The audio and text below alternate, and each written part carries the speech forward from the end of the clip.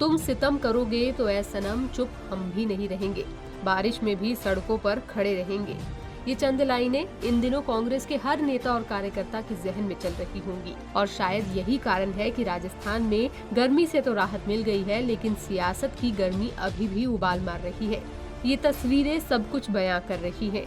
कांग्रेस नेताओं का बारिश में भी प्रदर्शन ये समझने के लिए काफी है कि केंद्र सरकार के खिलाफ कांग्रेस ईंट का जवाब पत्थर से देने के लिए तैयार बैठी है। खैर, देश में इन दिनों अग्निपथ पर हिंसा भड़की हुई है, युवाओं में आक्रोश है तो विपक्ष का हाई जोश है। राजस्थान में भी अग्निपथ हिंसा की आग सुलग रही है, जगह जगह पर प्रदर्शन हो रहे हैं। इसी बीच जयपुर में रविवार को मुख्यमंत्री अशोक गहलोत से लेकर कांग्रेस के तमाम मंत्रियों और सैकड़ों कार्यकर्ताओं ने तिरंगा यात्रा निकाली। सीएम अशोक गहलोत ने तिरंगा मोटरसाइकिल को फ्लैग दिखाकर रवाना किया। इस दौरान सीएम अशोक गहलोत और कैबिनेट मंत्रियों ने अग्निपथ को लेकर केंद्र सरकार पर जमकर कटाक्ष किया। वर्ग में आक्रोश पैदा हुआ है, उनकी भावनाओं को प्रधानमंत्री जी को, सरकार को समझ लेना चाहिए टाइम रहते हुए, क्योंकि बिना आर्ग्यूमेंट के जल्दबाजी में ये फैसला किया गया है, जिसको देश की जनता ने भी अस्वीकार कर दिया है। रिटायर्ड फौजी अफसरों ने सबने अस्वीकार कर दिया है।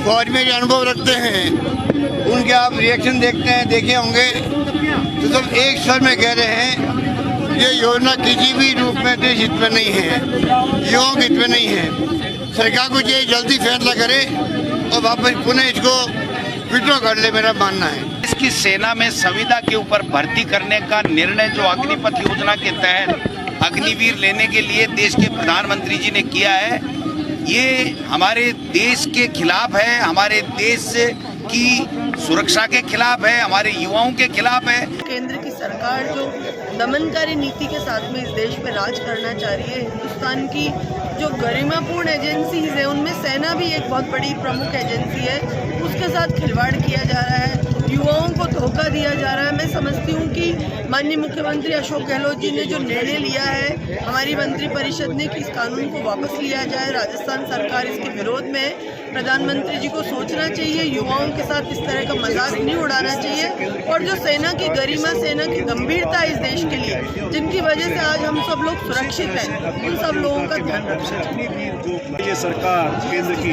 3 काले कानून लेके आई थी और पूरे देश के विरोध, किसानों के विरोध की वजह से उसको वापस लेना पड़ा, आज ये भी इसी तरह से वापस लेना पड़ेगा।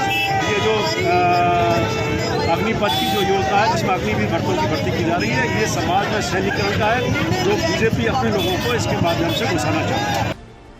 सोचा था अग्निपथ पर बारिश की बूंदों से कुछ तो राहत मिलेगी, लेकिन ना तो बारिश कांग्रेस को प्रदर्शन से रोक पाई और ना ही अग्निपथ को लेकर सुलगती आग को ठंडा कर पाई।